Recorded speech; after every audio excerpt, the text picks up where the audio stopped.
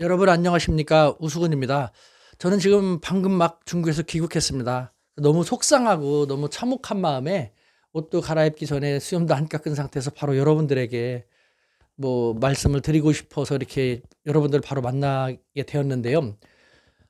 요번에 그 시진핑 주석의 방한건에 대해서 그다음에 국경제리 김정은은 방중할 것인가에 대해서 알아보고 또 그렇게 되게 하기 위해서 노력하기 위해서 갔는데 시진핑 방한은 지금 상태로는 거의 연내는 쉽지 않을 것 같고 김정은은 국정제리에 방중할 것 같습니다. 이에 대해서는 제가 9월 19일과 9월 20일 중국 현지에서 지금으로 보면 어제와 그제인데요. 속보 형식으로 김정은 방중할 것이다 라는 거하고 그다음에 시진핑 주석 연내 방한 쉽지 않을 것이다 라는 것을 속보 형식으로 짤막하게 남겨놨습니다. 그걸 여러분들이 참고해 주시면 될 것 같고요.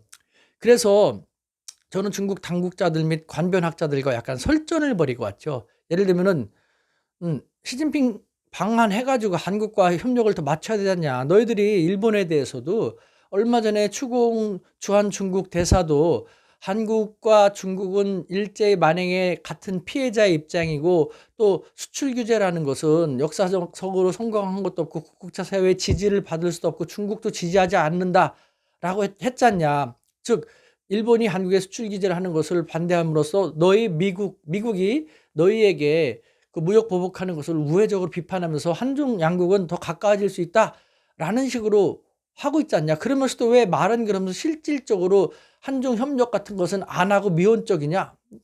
막 그렇게 했더니요. 너무 궁지에 몰렸는지 그런 얘기 하더라고요.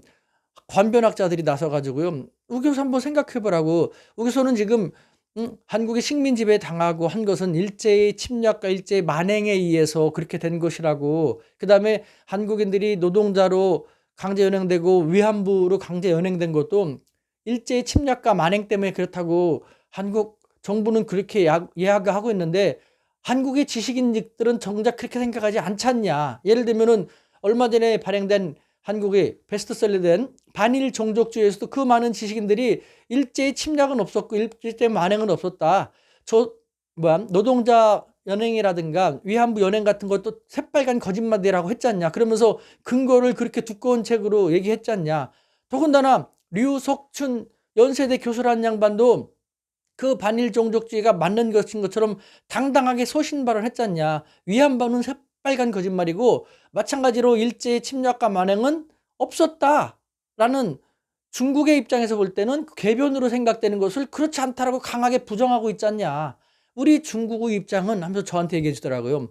중국 정부도 그렇고 우리 주식인들도 그렇고 중국 인민들도 그렇고 일제의 침략과 만행에 의해서 노동자로 연행되기도 하고 위안부로 연행돼서 강제 연행돼서 엄청난 피해를 보고 수모를 당한 사람들이 많다. 이것이 역사적인 팩트라고 우리는 알고 있고 그렇게 우리도 연구를 하고 있고 인민들도 알고 있는데 한국 정부랑 국민들은 그렇게 생각하는 것 같지만 정작 중요한 한국의 지식인들은 그렇지 않다는 식으로 얘기하고 있지 않냐.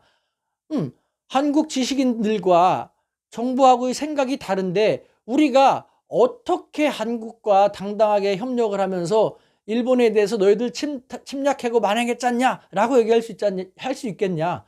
한국 학자들은 그렇게 생각하지 않는데 지식인들은 그렇게 생각하지 않는데 우리가 어떻게 거기에 당당히 협조해가지고 일본에 대해서 그렇게 얘기할 수 있자. 일본이 그러면은 야 한국 지식인들을 저 사람들은 그렇게 생각하지 않고 한국 정부라든가 한국 사회의 반일 정서에 짓눌려서 옳은 얘기를 하지 못하고 있는 그런 사람들인데 그러니까 일제 침탈과 만행 같은 것 위안부 만행 같은 것 강제 연행 없었다고 얘기하는 사람들하고 너네가 같이 있으면서 중국 너네는 침탈과 만행이 있었다고 위안부 강제 연행이 있었다고 그렇게 말한다는 것 그렇지 않다라고 말하는 사람들하고 어떻게 같이 그렇게 말할 수가 있냐.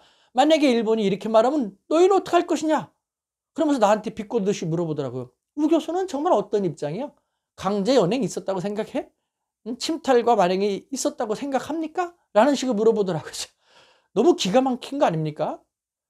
그 제가 일부 학자들의 일그러진 생각이다 했더니 안다. 한국은 뭐 자유민주주의국가로서 학문의 자유와 언론 자유의 자유를 언론 출판의 자유를 최대한 무제한 즐기고 있는데 그것이 과연 그 궤변이 언론 자유의 무제한 자유라든가 학문의 자유에 해당되는 것인지, 우리 중국 사회주의국가인 중국에서는 참 의문시된다.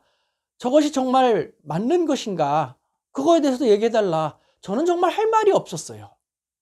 제가 돌아와서 아는 일본인들한테 전화를 했습니다. 그러니까 우익 성향의 일본인하고 그다음에 건전한 일본인하고 이렇게 얘기를 하면서, 그랬더니 우익 성향의 일본인들은 교수 봐.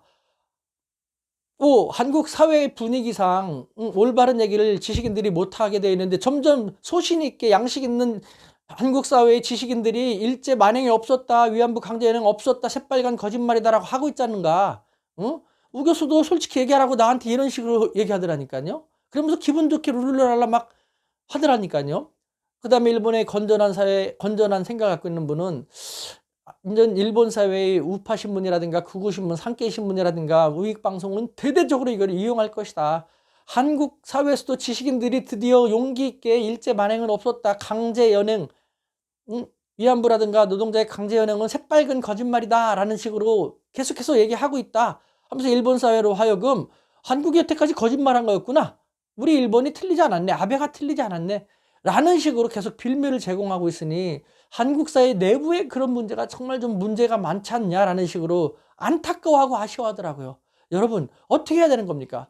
이것이 저도 한 사람의 전문가입니다만 학문의 자유라는 것으로 얘기할 수 있을까요?